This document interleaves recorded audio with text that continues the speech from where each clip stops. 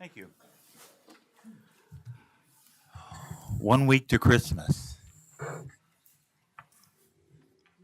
Does everybody have your Christmas shopping done? Thank you. You're okay. Mr. Hart, do you? Have you started? As soon as school's out.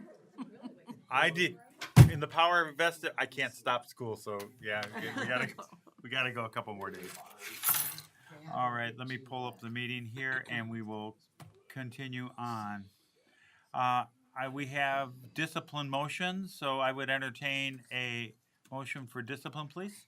Mr. President, I move that we uphold the findings of the board and student discipline case numbers 2520, 1418, 2525, 0119, 2520, 0520, and 2520, 621. Second. Have a motion and a second. Roll call vote, please.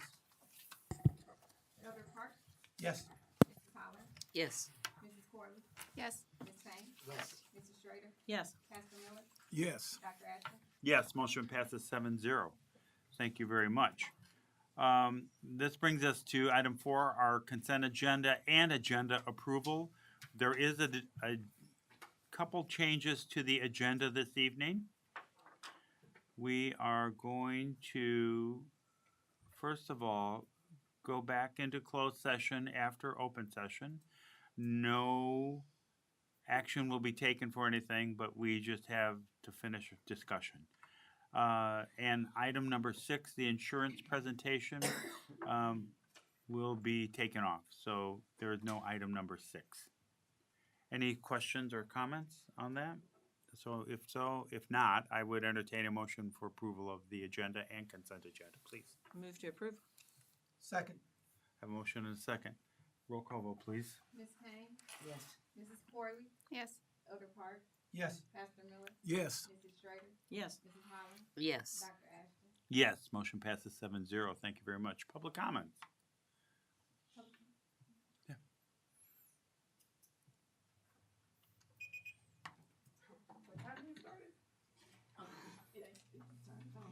You're good. Hello again. I didn't honestly want to have to come back up here and speak about the sick bank topic for employees in D118 again, but here I am. Maybe what I voiced last month wasn't direct enough. So tonight, I thought that I would like to describe the type of communication issues that myself and other staff are having with HR department. On Friday, December 6th, which was 8 working days ago, I applied for sick bank leave, and I did so after exhausting all of my sick days because of pneumonia. I applied within the 5-day window, which is per our Board of Education contract, after I exhausted my days. According to our contract, HR also has five working days to meet and discuss and reply with the approval or denial. I received no response at all last week. None. I called Ms. Pabst multiple times and left messages. My original email asked them if they had all of the paperwork for sick bank and my FMLA. Again, I got no response. I wanted to make sure that they had all my forms and that they were filled out as I needed them to be. On the following Wednesday, I found another piece of paperwork that I was sure that they needed for my FMLA. So I sent it in, asking again if I was missing anything. And again, I got no response. It's been 8 days at this point. I've been told that they're going to meet on Friday. That'll be 10 days, which is against our contract. It's extremely frustrating to be sick, working, preparing for finals, and try to be vigilant with the lack of communication that I'm getting. If, as an educator, I didn't respond to an email in a timely manner, I would probably be reprimanded. So, who is holding them accountable for these issues? I've had issues with payroll as well. In the spring, I was on FMLA and I returned to a paycheck of $60 because they docked my pay illegally because I had applied for FMLA. I spoke with Ms. Rankin about it, and she told me that I hadn't applied. But I did, and I had emails and documentation as well. I got it resolved. Again this fall, my paycheck was messed up.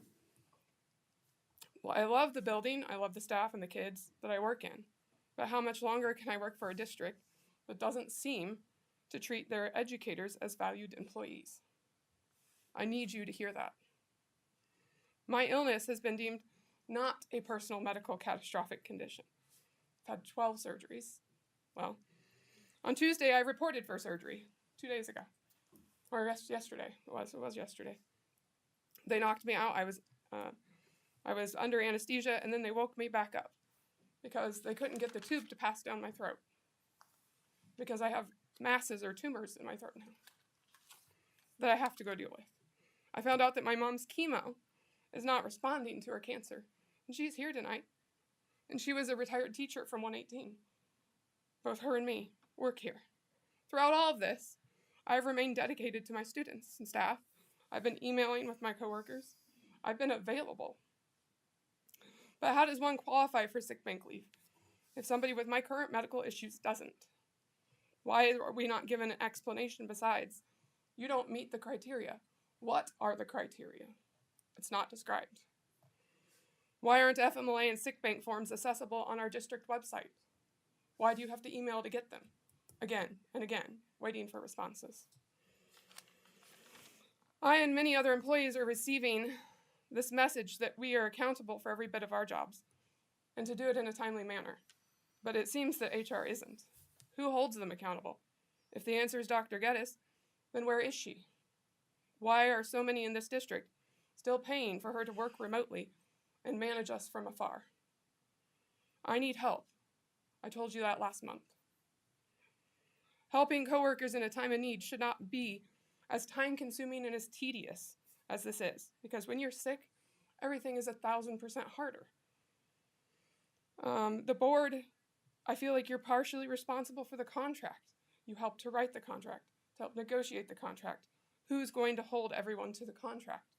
What does the word catastrophic mean to you? Because apparently, according to our union, you would not remove the word catastrophic. So what does that mean? Every school everywhere is dealing with a teacher shortage. And here we are in District 118, and we have amazing teachers. But how long will they continue to stay here? Ask yourself, would you continue to work for an establishment if all they do is take from you and they never offer you help when you ask for it? I'm here with me. I have all of my letters and emails that I've printed off since the spring. I'd be happy if anybody wanted to look at them, to see the kind of communication that we're getting, the care and the empathy. Thank you for listening, but I need you to hear it. Okay.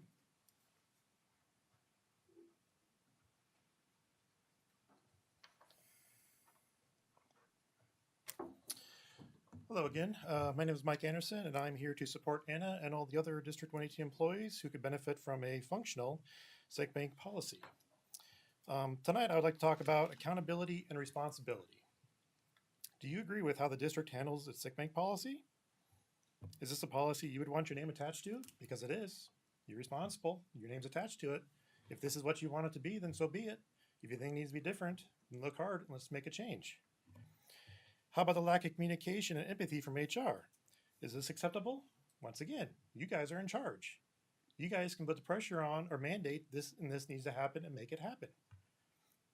Who's responsible for making sure HR does their job? Right now, nobody is apparently, because they're not doing their job. Let me ask the board directly here. How would you like to ask your HR several times to make sure all of your FMLA paperwork's taken care of and filled out properly, because it's very confusing and you got to get doctors and signatures and documentation, and you ask several times, email, call, hey, can somebody make sure I got all this in because I want to make sure I don't lose my job, make sure I'm taken care of, and hear nothing back. Nothing. 8 days. Took 8 days to hear anything back from them. And I have been waiting patiently for days for answers, but still nothing has come as far as the sick bank policy. As per, like she said, for the contract, 5 days. We're on day 8 or 9 now. Still no response. They haven't met. What was the point of a contract if nobody enforces it? Doing nothing means you're okay with the way HR has been treating Anna and others in this district. When you are in charge, not making every effort to make things better means you are complicit and part of the problem. Something to think about while we sit here in silence for the remainder of my time, because they've wasted enough of our time, I'm going to waste your time. To sit here and just think and wish and hope that maybe somebody will do their job, because we need answers. We're trying to plan out our future. We need to know, is she going to be paid? Could she get the sick bank? Is she going to have to go to work before she should because we need the money? There's a policy. Somebody do your job. That's what I'm asking you guys. So for the next 2 minutes and 38 seconds, we're just going to sit here because I have the floor and think, is this what you want your name attached to? Is this a policy you want for your teachers, your staff? Is this who you think we should be as people?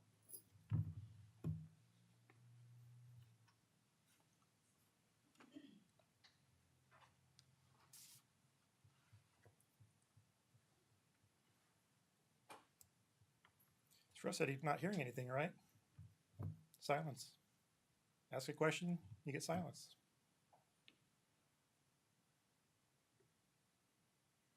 Is that a normal forum for us to respond to a give and take?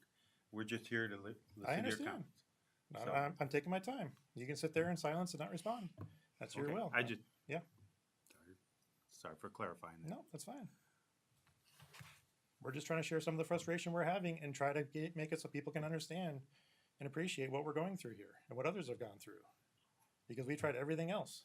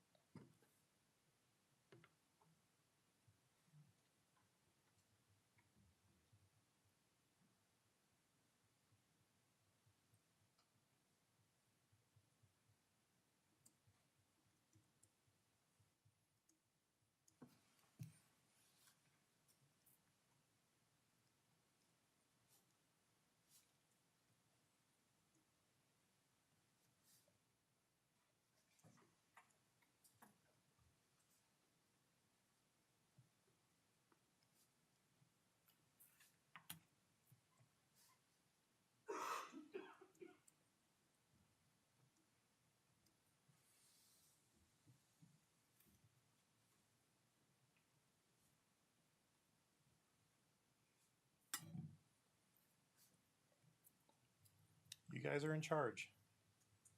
You guys can put the pressure on. You guys can make sure people do their job and treat your employees the way you want them treated. The buck stops with you guys, and I hope you take a look in your heart and make every effort to make this change, and to do it not just benefit Anna, but everybody in the district. If there's no accountability, then what's the point of being on the board? You don't want to make things better. I thank you for your time.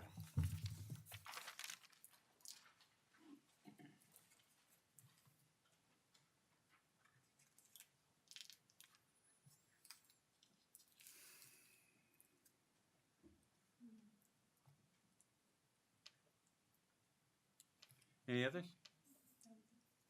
Okay, thank you.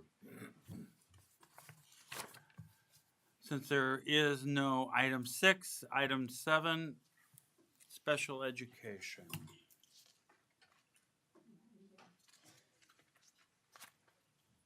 You're my special guest. She was like, do I have to go with you? Thought maybe later. Maybe later. Good evening, board, Mr. Hart. I am Lindsay Nixon, the Assistant Director of Special Education, and I have with me our lovely social worker from Northridge, Amory Carey. The district is mandated to implement policies and programs specifically designed to educate students about teen dating violence.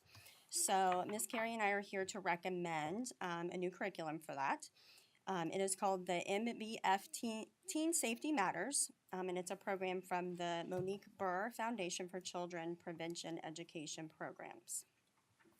And this specific curriculum educates teens with information and strategies to prevent, recognize, and respond appropriately to bullying, cyberbullying, different types of abuse, relationship abuse, digital and online dangers, exploitation, and human trafficking. It is a program where the materials are accessible online, but also a hard copy as well. This curriculum would be presented at Northridge, KDBA, and Danville High School to our 7th to 12th graders. And it would be presented by our school social workers and our clinical professionals, but there is a component and a piece to it that has some videos that could be shared by other staff or perhaps shared like through the TVs building-wide, talking about different topics for that as well. It will cost us $3,150 every year, and we would pay through that, pay with that through the IDEA funds, through special education. I think that mostly wraps up a decent summary, if you have any questions for us. Motion. Move to approve. Second. Good, I have a motion and a second. Any questions or comments? Is there staff training involved? Yes, there is a training online piece to that, and the cost for the training is included in that $3,150. I would like to ask Ms. Carey, are you comfortable with the age appropriateness for 7th and 8th graders, since it's a very different humans at 7th grade than they are at 12th grade? Yeah, so it's actually broken down by grade levels. So each grade level has a different curriculum. So there's a curriculum for 7th grade, a curriculum for 8th grade, 9th, 10th, 11th, and 12th. So it's not just, like currently right now what we show is one video that they see starting in 7th grade that goes all the way to 12th grade. It's the exact same video and pretty much the exact same curriculum. So this would allow for it to grow as they grow and as their understanding grows as well. So you're not just getting the same thing over and over and over again, because after they've gotten it the first year, they're less likely to pay attention to it the next year. Then they've started to memorize it. I've had students that have quoted things from the video because they've seen it before. So this would allow us to be able to change some of that and make sure that we're hitting them where they're at. Thank you. The samples that you attached, I did read them, and I thought 7th and 8th grade was age appropriate too. Just to verify that the parents would have the option to still opt out if they wanted to. Yep, just like we do now, we would still send home that opt-out permission slip where they can give us a call and let us know that they would not like for their student to be a part of the presentation that we'll do, the lessons, and we'll pull them and we'll have another space for them just like we do now. So when you pull them out, is it during the day? But how does that work for like the high school with their schedules? You If would the have to social ask the workers are high doing it. school. You know, that's true. You don't do high school. I think they, I don't want to specifically say, but I know that they pick like a common class across each grade level so that they can, so yeah, so they can hit, You have English language. so that they can hit like the same, all the Okay. students in one, period. Okay, thank you. And like at Northridge, we do it during our SEL time and we extend it. And so we pull them during that time and they go to a centralized location if a parent opts out. Thank you. Is this in response to state standards? You know, the state has a lot of requirements that we have certain things that we meet, check certain boxes, and so I'm assuming that this is a response to that. Yes, correct. And we, like Amber said, we have a curriculum now, but I think as a whole, all of us feel like it's very outdated and it's not really touching on the current topics that our students are experiencing. So Well, I we applaud needed you an for update that, for like sure. checking, not just checking the box, but Right. finding something that's age appropriate to And our we to our did, kids. you guys, I mean, there's a committee, so the social workers had a lot of input in researching several different We had a curriculums. presentation that was given to us. I was one of the people that looked into finding a new curriculum and found this one. And one of the things that I really liked about it is that the presentation, those students looked like what I see in my building every day. And the current video it's outdated. Those kids don't look like my kids now. And a lot of the extra information that we get with it can be utilized in other aspects of things that we do throughout the year. So we'll be able to use it throughout our SEL curriculum too. Okay, any other questions? If not, we have a motion and a second for approval of teen dating violence. Teen Safety Matters. Yeah. MBF Teen Safety Matters. There you go. That's I make a motion that we approve the program Teen Safety Matters. so for a cost of $31.50 a year, right? Correct. Okay, on a yearly basis. Mhm. Okay, we already have the motion second. Roll call vote, please. Mrs. Corley? Yes. Mrs. Schrader? Yes. Oda Park? Yes. Pastor Miller? Yes. Mrs. Holler? Yes. Ms. Payne? Yes. Dr. Ashton? Yes, motion passes 7-0. Great. Thank Thank you. you. Thanks for having me. Thank you. Merry Christmas. Item 8. I don't even want to read it out loud. Oh, I'm sorry. Thanks. Weapons detection. Yep. Good evening, Board of Education. Seth Oldfield. I'm the Director of Operations. And I'm before you tonight to, with a recommendation to accept the lowest bid. For a bid we published on earlier in November, but we opened bids on November 11th for a new concealed weapons detection system at KDBA. KDBA is currently using a borrowed system, and before that they used wands, which was interesting to me. But now they have a walkthrough system for students. Gets them in the building much quicker, and they would like to have a new system there ready to go as soon as possible. The first year cost is $43,173.80.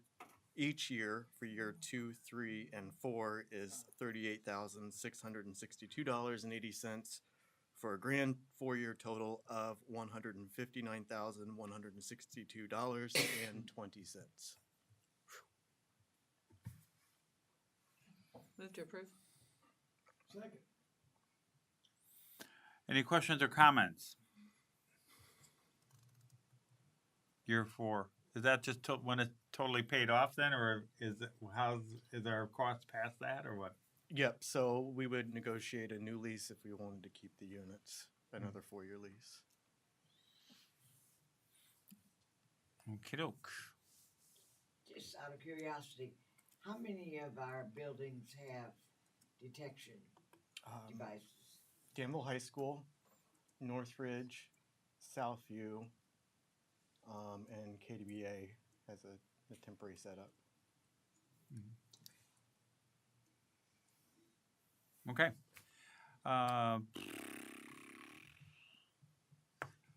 So you're voting on the total package of, is it 159, 162.20, correct? For the 4 years for weapons detection for KDBA. If there aren't any other questions or comments, where's it being paid from? Is it just a budgeted item? It's a budgeted item. Okay. Roll call vote, please. Mrs. Schrader? Yes. Oda Park? Yes. Ms. Payne? Yes. Mrs. Holler? Yes. Pastor Miller? Yes. Mrs. Corley? Yes. Dr. Ashton? Yes. Motion passes 7-0. Thank you. Thank you. Merry Christmas. Food service, item 9. Head Start meal program. Yes, good evening, Board of Education, Mr. Hart. I'm Zetta Peugeot, the Director of Food Service. I am here to make a recommendation on a proposed agreement with the Food Service Department continuing to provide meals for the Head Start program. It's the same program, but they have a change of management. So the old program ended October 31st. The new management company wants to start January 6th. Okay, Move to approve. thank you. Second. So you have before you a new proposal for a Head Start program. Does it change the funding at all? I mean, is it not? Is We it actually- spending neutral for us, isn't it? We're actually given a little bit more per meal than the other one, Okay. so it's a little bit better. All right. Any questions or comments? Seeing none, roll call vote, please. Mrs. Holler, Yes. Mrs. Schrader, Yes. Booker Park, Yes. Ms. Payne, Yes. Pastor Miller, Yes. Mrs. Gordon, Yes. Dr. Ashton. Yes, motion passes. Thank 7-0. you. Thank you. Okay, any informational items anybody has? Okay. Board and superintendent comments, well, be board comments. Let's go from the left to the right this evening, please. Far left. Christmas vacation is upon us in 2 days. I know everybody's about ready, if not already. Hope you have a safe and enjoyable vacation, and we'll be back to kick off the new year. I'd like to just wish everybody a Merry Christmas, safe travels, everyone that will be traveling, and we'll be praying for our district that we will continue to do our very best. Thanking, again, all of our staff, everybody that is working and that have worked through this semester, and going to be praying for a successful semester when we get back. Thank you. I too wish everyone a Merry Christmas. It's a well-deserved break for everybody. Anna and family, I wish you the very best with your health. We're thinking about you, and we want the best for you too. I'd like to send a huge shout out to the Fine Arts Department at Danville High School. I went to their concert the other night. To Mr. Klett, Mr. Womack, Mr. Kraft, Mr. Thomas, you've prepared our kids so well. We have so much talent, and it's just a joy to see them on stage performing. Which also brings me then to huge acknowledgement of all of the students who were dressed up, mostly dressed up, and looked wonderful and performed so well.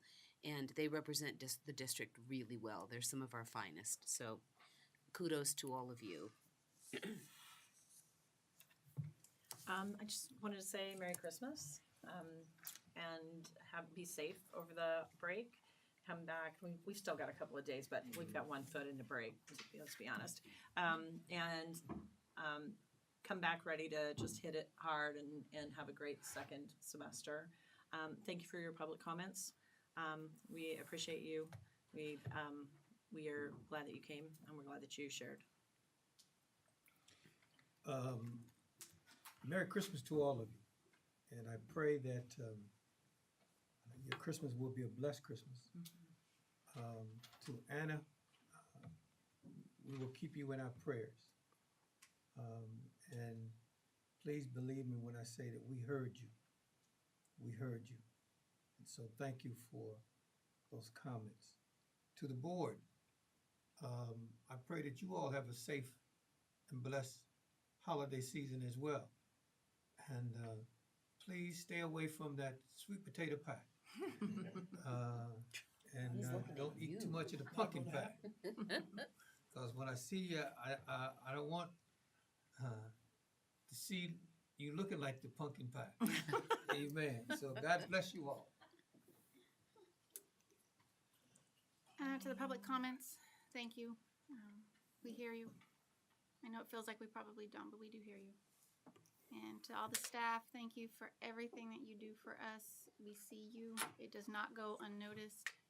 Merry Christmas. Enjoy your break. You guys definitely have deserved it. There's a big important event happening on Sunday afternoon. Yeah, we'll get to that.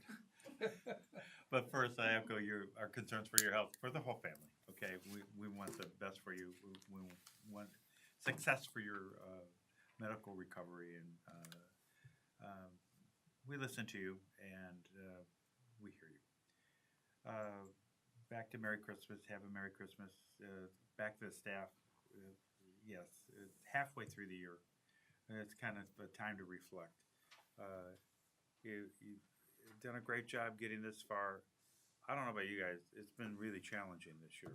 It seems just a little more challenging, and I don't know what it is, but there's whatever it is. It's between everything that has gone on for our district. I'm glad we're to Christmas so we can just take a breath and enjoy the joy of Christmas. until we hit it again and solve all the problems that, that seem to be coming our way, which we'll be working on as a group. But a small respite is the, as you talked about the bands and the groups and the great groups and the madrigals, and we've been through a magical December of arts, visual arts and performing arts, and then we have show choir coming. We have lots of wonderful things coming up. Our big band extravaganza Sunday night at St. James, with a shameless plug, at 3 and 6:30. We're going to have the Northridge Jazz Ensemble play with us. So another shameless way to get some parents to come. But no, I'm only kidding there. We're really looking forward because we have several DHS alumni in the band and teachers, and so it's really kind of fun. It's a fun group to have, so we're looking forward to that. So St. James Sunday night, if you're looking for something to do, we certainly do appreciate that. But with that, I'm going to remind everybody that we are going to go back into closing session. We're not going to adjourn public session now, but there will be no action taken, and discipline is already taken care of. So with that, Merry Christmas, Happy New Year, and we'll see you all next year. So thank you very much. Enjoy.